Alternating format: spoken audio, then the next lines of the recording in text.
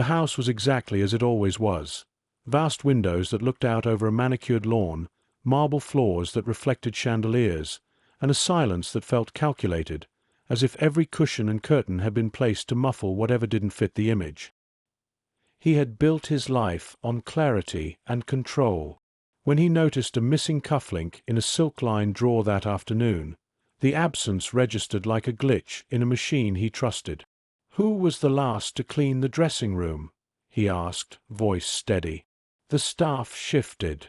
Maria, the maid who had worked for them 7 years, stood in the doorway with a tray in her hands, sleeves rolled, palms roughened by constant work. She had watched his children grow. She had patched uniforms and ironed collars with the steady rhythm of someone who keeps a household before she keeps herself. "I was," she said. Her voice was careful. "I cleaned. I didn't touch anything." They pulled up security footage.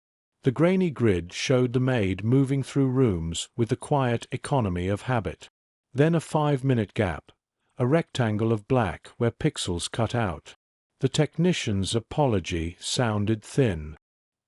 He felt certainty tighten into accusation, quicker and easier than the slow work of compassion. They called her into the office. She turned out her pockets on the mahogany table like someone practiced in humility. Nothing fell out. "We're going to call the police," he said. "You're suspended until this is cleared up." It was done with legal propriety, but the act itself was old as the house. A person made small, asked to prove their worth. Maria left with a bowed head. Outside, her son, 7 years old and wearing sneakers 2 sizes too big, watched the car take his mother away. He didn't know the word suspended, but he felt the world narrow. She sat that night in a cramped apartment, listening to the cough of her child. He had been sick for days. She had been saving for doctors by taking extra shifts, sewing at night, selling small things in the market. Losing this job would not just be lost wages. It would mean medicine left unwritten in a notebook of debt. News of the accusation moved through the staff like wildfire. The gardener's speculative glance became a rumor. The cook's passing comment sharpened into fact. People want to believe tidy stories. Someone takes, someone pays.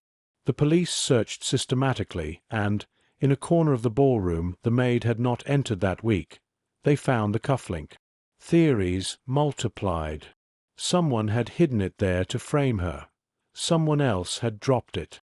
The truth, when littered among the living, becomes complicated.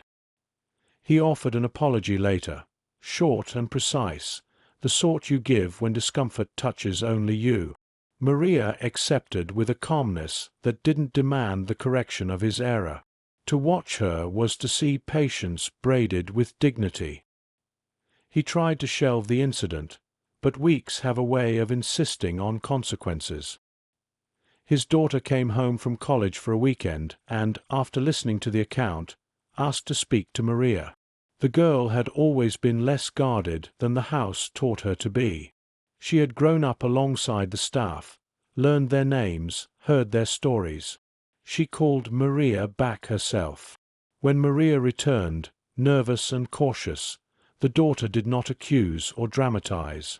She sat with her and opened a photo folder on her phone, images of a small sick child wrapped in blankets, bills with red numbers, cramped rooms where heat came from a single radiator. "I need to tell you something," the daughter said. "I took things from this house." The confession landed with the force of something inevitable. "I took small jewelry and clothing," she said.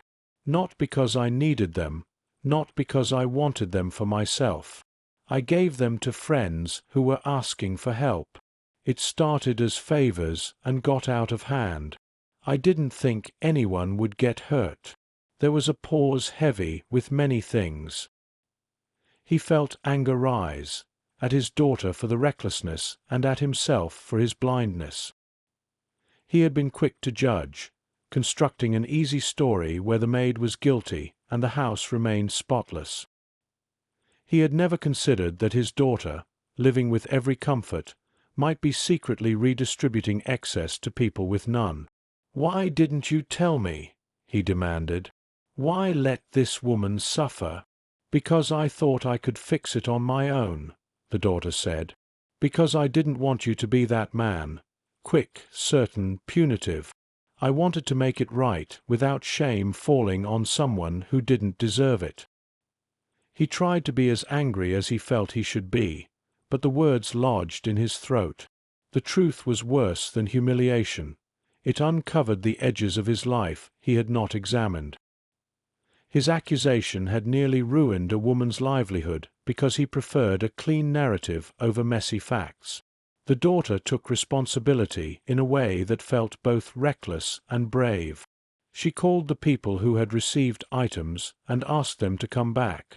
She returned what she could from her own allowance and pledged to raise funds to cover the rest. She arranged to take the maid's son to the clinic and pay for treatment. She set up a small plan among her friends at university to organize a clothing drive and a fundraiser. The house filled with people who had been hurt and helped in equal measure. Neighbors came. Acquaintances who had received help met the family they had helped. The daughter apologized publicly to Maria and explained herself. "I was trying to be someone who could fix things," she said. "But I made it worse for her." The maid's eyes were steady. She did not collapse into melodrama. She accepted the returned items and the offers of help with the measured gratitude of someone who understood how fragile pride could be. "Thank you," she said simply. He invited her back to work and offered compensation for the humiliation.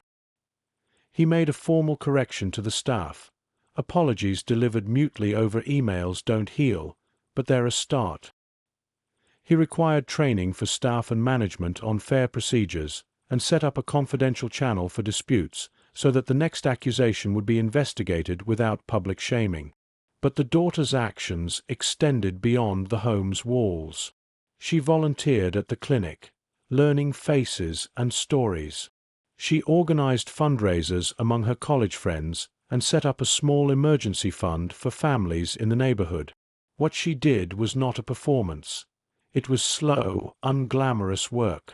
She spent weekends distributing care packages, registering kids for low-cost health programs, listening to stories that had previously been background noise to her life. The man watched his daughter and felt his arrogance unravel in small increments. He had believed wealth could fix things by replacing them, pay for medicine by back comfort, but he had underestimated the human work of accountability.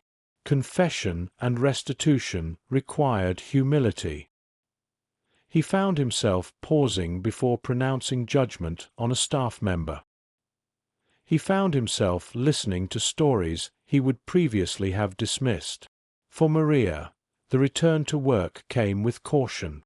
Some staff never forgot the accusation, but many were mollified by what had been done to repair it. Her son recovered after treatment. The little apartment she shared inched toward stability.